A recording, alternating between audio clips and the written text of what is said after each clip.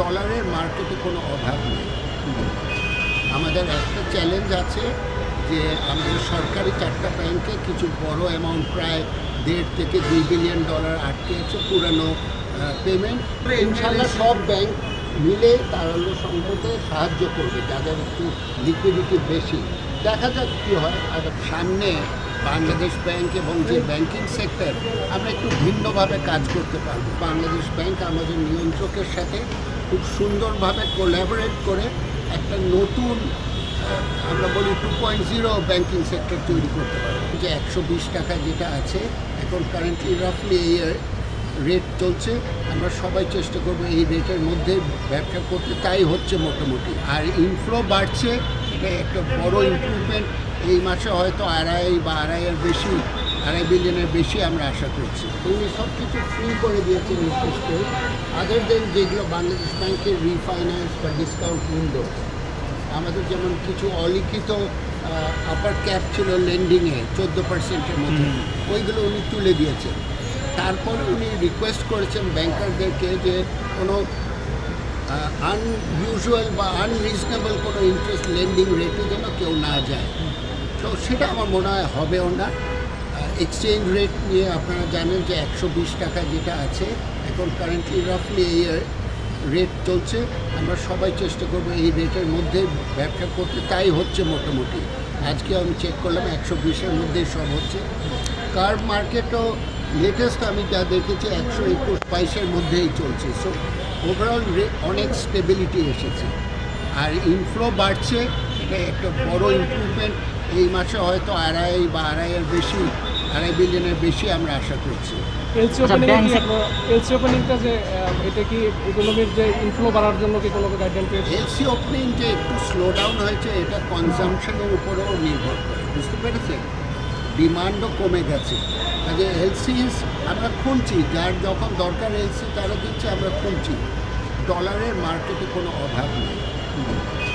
আমাদের একটা চ্যালেঞ্জ আছে যে আমাদের সরকারি 4টা ব্যাংকে কিছু বড় অ্যামাউন্ট প্রায় $1.5 থেকে $2 বিলিয়ন আটকে আছে পুরানো পেমেন্ট। এইটা আগামী আমরা মনে করি 4-5-6 মাসের মধ্যে আস্তে আস্তে করে এই পেমেন্টটা সম্পূর্ণ হয়ে যাবে। তাতে মার্কেটের উপরে যেটুকু চাপ এখন আছে সেটুকু আরও আমরা রিজলভ হয়ে যাবে। স্যার নামে বেনামে বিভিন্নভাবে স্যার টাকা পাচার হয়েছে, নিশ্চয়ই একটা ওনার একটা টাস্ক ফোর্সকে বলেছি যে এটা তৈরি করবে এবং এখানে দেশীয় এবং আন্তর্জাতিক সাপোর্ট থাকবে। ইন্টারন্যাশনাল এক্সপার্টদেরকে ওনারা আনছে বিভিন্ন আন্তর্জাতিক প্রতিষ্ঠান থেকে। এক্স্যাক্ট আমরা জানি না, হয়তো IMF, ওয়ার্ল্ড ব্যাংক এটসেট্রা তো ওখান থেকে এনে একটা টাস্ক ফোর্স তৈরি করে আগে নিশ্চয়ই তার একটা ডায়াগনস্টিক করবেন যে কোন ব্যাংকের সিচুয়েশনটা কী। গতকাল ইনশাল্লাহ সব ব্যাংক মিলে তারল্য সংকটে সাহায্য করবে যাদের একটু সাপোর্ট দরকার, লিকুইডিটি বেশি। দেখা যাক কী হয় আগামী কয়েকদিনে। তো চিটাগং কোর্টে 7টা-9টা ব্যাংকের টাকা নিচ্ছে না, এটা আপনারা জানেন। এটা নিয়ে আজকে কোনো আলোচনা হচ্ছে কি? Any other question? ঠিক আছে, একটা ভালো মিটিং হয়েছে। আমি মনে করি যে সামনে বাংলাদেশ ব্যাংক এবং যে ব্যাংকিং সেক্টর আমরা একটু ভিন্নভাবে কাজ করতে পারবো।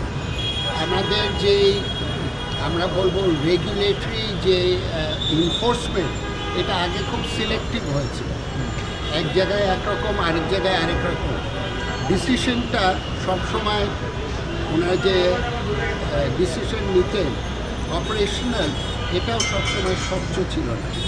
এইগুলো আগামীতে থাকবে না, উনি একদম পরিষ্কার বলে দিয়েছেন। কাজে আমরা মনে করি যে আমরা বাংলাদেশ ব্যাংক আমাদের নিয়ন্ত্রকের সাথে খুব সুন্দরভাবে কোল্যাবোরেট করে একটা নতুন আমরা বলি 2.0 ব্যাংকিং সেক্টর তৈরি করতে পারব।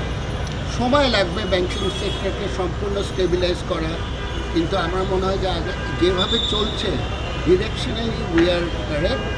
এবং এরপরে 3-4 বছরের মধ্যে I think we will see lot of improvement in the banking sector. এটা একটা ধারাবাহিক গ্র্যাজুয়াল একটা প্রসেস, ওভারনাইট তো হবে না কিছু। তার মানে স্যার ব্যাংকের মালিকদেরকে সিদ্ধান্ত হবে না, সেটা ওনারা দেখবেন নিশ্চয়ই। তবে এটাও ভুলবেন না যে হয়তো 8-10টা ব্যাংক যেমন কঠিন অবস্থায় আছে, অনেক ব্যাংক কিন্তু খুব ভালো করছে।